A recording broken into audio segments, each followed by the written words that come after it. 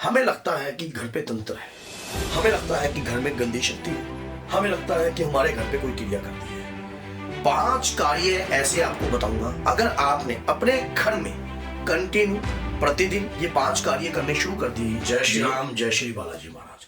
हमें लगता है कि घर पे तंत्र है, हमें लगता है कि घर में गंदी शक्ति है, हमें लगता है कि हमारे घर पे कोई क्रिया करती है।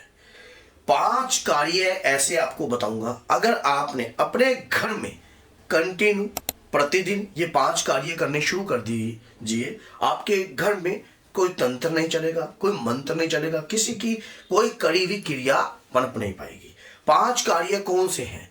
ये 5 कार्य हमारे जीवन से जुड़े हुए हैं, हमारे दैनिक जीवन से ही जुड़े हुए हैं। अगर हम इन कार्यों को अपने घर में कंटिन्यू रखते हैं तो हमारे घर के अंदर नकारात्मकताएं जो हैं पनपती नहीं है, क्योंकि ये जो कार्य जो है हमें शक्ति प्रदान करते हैं, ऊर्जा प्रदान करते हैं, हमारे घर की प्रोटेक्शन तैयार करते हैं। और घर के अंदर कोई भी नकारात्मकता जब इस खड़ेगी नहीं इस प्रोटेक्शन के आगे। क्यों?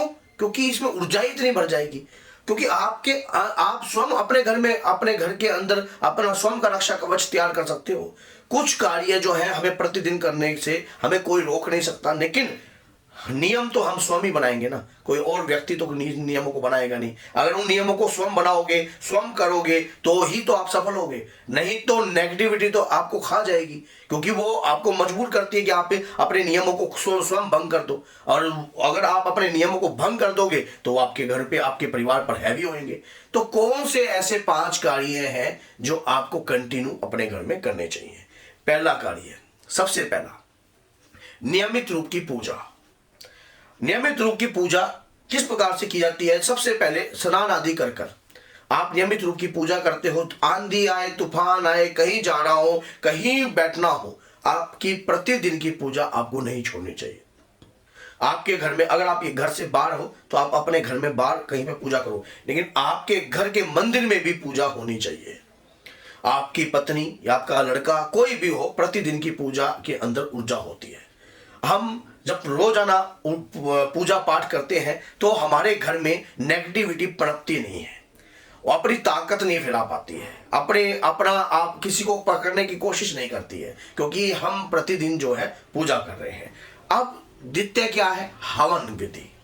अगर आप हवन की पद्धति को समझ जाओगे ना सही रूप से, ये जरूरी नहीं है कि हवन में आपको अग्नि का आह्वान करना है, इनका आह्वान करना है, जल देवता का आह्वान करना है। अगर आपको कुछ भी नहीं आता तो आप अपने घर के अंदर लौंग का हवन कीजिए, लौंग का हवन कीजिए, अपने परिवार के ऊपर से उतार लीजिए उन लोगों को। और कोई भी अगर हनुमान जी का दिव्य मंत्र आपके पास है तो ठीक है, नहीं है तो ओम हम हनुमते नमः, इस मंत्र से लौंग का हवन कीजिए।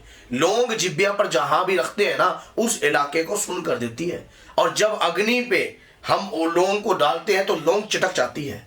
तंत्र मंत्र क्रिया कोई भी अगर आपके परिवार पर अगर किसी भी व्यक्ति ने करी होगी, किसी भी रूप में करी होगी, लौंग के हवन से जबकि सब खत्म हो जाएगी। आपको रोज 21 जोड़े के लौंग का हवन करना चाहिए, छोटा। जैसे आपने क्या करा, एक पात्र ले लिया, उस पात्र में आपने भीमसेन कपूर की टिकिया ले ली, और या फिर कोई नॉर्मल कपूर भी ले सकते हो, वैसे तो भीमसेन लेते हो तो वो ज़्यादा शुद्ध होता है।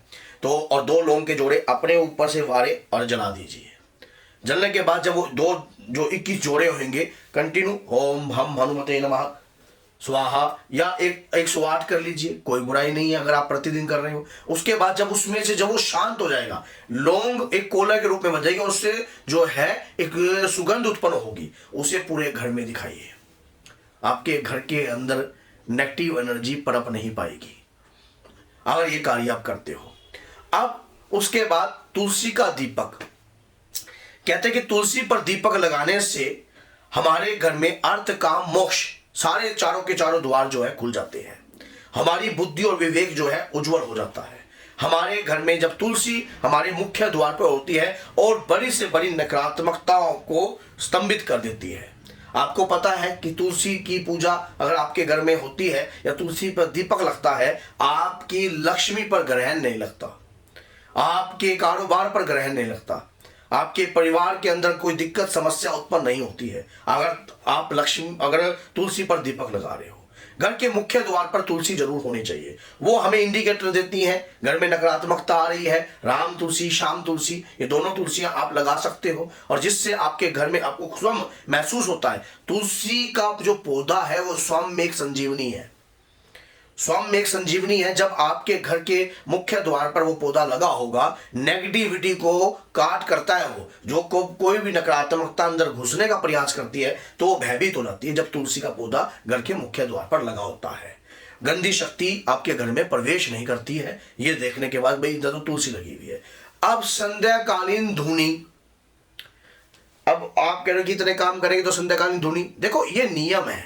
आज के समय की लड़ाई जानते हो आप, हाथा और पाई की लड़ाई नहीं है। लड़ाई पड़ोसी आपकी तरक्की से दुखी है, सामने वाला व्यक्ति दुखी है, कोई भी दुखी है, आप अपने घर में कड़वी धूनी बंद मत करो। कड़वी धूनी आपके घर में अगर चलती है तो आपके घर के अंदर नेगेटिविटी का प्रवेश नहीं करता। कड़वी धूनी किस प्रकार से? राई, शक्कर, नमक, अजवाइन, 11 बूंदे सरसों के तेल की, एक बार उपले में डालकर करके देखो। एक बार तो आपको बड़ा अजीब सा लगेगा, लेकिन घर के अंदर नेगेटिविटी नहीं प्रवेश करेगी क्योंकि इस घर में कड़वी धूनी होती है। और इसके बाद आप अगर आप प्रतिदिन नहीं कर सकते तो मंगल शनि कीजिए, अगर मंगल शनि नहीं कर सकते तो आप जो है मंगलवार कीजिए, लेकिन करें जरूर, चाहे हफ्ते में एक बार करें, चाहे प्रतिदिन कीजिए, चाहे मंगल शनि कीजिए। लाभ आपका है जितना आप करोगे। और लास्ट सबसे मेन जो है, सबसे बढ़िया कार्य जो है, कुल देवी के नाम का दीपक। कुल देवता है कोई, कुल देवी है तो उनके नाम का दीपक जरूर लगाना चाहिए। माना जाता है कि कुल की शक्ति हमारी हर समस्या से बचने में हमारा सहयोग करती है।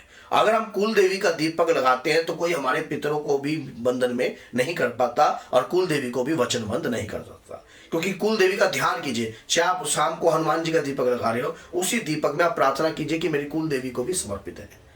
तो उससे क्या होगा, आपकी कुल देवी के नाम के सिर्फ प्रार्थना करने से ही वो दीपक आपका लग जाएगा। जीवन में ये कार्य हमें करने ही चाहिए, ये अनिवार्य होते हैं। और आज के समय में जिस प्रकार का जमाना है, लोग किसी के परिवार को गिरने के लिए किसी भी चीज का सहारा ले लेते हैं। ऐसी अवस्था में हमें अपने परिवार को सुरक्षित रखने के लिए इस प्रकार के कार्य सदैव करने चाहिए। और अगर आपको ये लगता है कि ये वीडियो आपके लिए हितकारी है, लाभकारी है, 10 लोगों तक जरूर इस वीडियो को शेयर कीजिए। अगर आप दादा वीर बजरंगी के भक्त हो और माँ दुर्गा के भक्त हो तो, ताकि वो व्यक्ति भी अपने घर में अगर नित्य नियम बनाकर इस प्रकार का कार्य करते हैं तो लाइफ में तरक्की तो उनके भी प्राप्त होगी, कृपा तो उन्हें भी प्राप्त होगी। देखो, नियम से कोई भी कार्य किया जाए उसमें ऊर्जा का वास होता ही होता है। अगर बेनियम से कोई काम किया जाए तो उसमें ऊर्जा का वास नहीं होता। अगर आप नियम से इस प्रकार का प्रतिदिन कार्य करोगे तो आपके घर में मजाल है कोई गंदी शक्ति पर आपके घर के नजदीक फटक जाए, कोई गंदी शक्ति आपके घर में प्रवेश कर जाए। सिर्फ नियम आपने स्वयं बनाने हैं। चाहे इस नियमों को आप 41 दिन तक लगातार करो, चाहे 108 दिनों तक करो, आप करके देखो, आपको पॉजिटिविटी स्वयं महसूस होने लग जाएगी। और वैसे तो घर के अंदर शंखनाद भी करना चाहिए, मैंने इस पर भी वीडियो बना रखी है। घंटी से आरती करनी चाहिए, मैंने इस पर भी वीडियो बना रखी है। बहुत सारी ऐसी बातें हैं जो पूजा के दौरान हमें जो है अपनानी चाहिए। अगर आप चाहते हो कि मैं इस पर एक हटकर वीडियो बना दूं कि पूजा के दौरान हमें क्या क्या चीजें करनी अनिवार्य होती है, तो मैं इस पर भी एक वीडियो बना सकता हूं। तो बोलिए जय श्री राम, जय माता दी।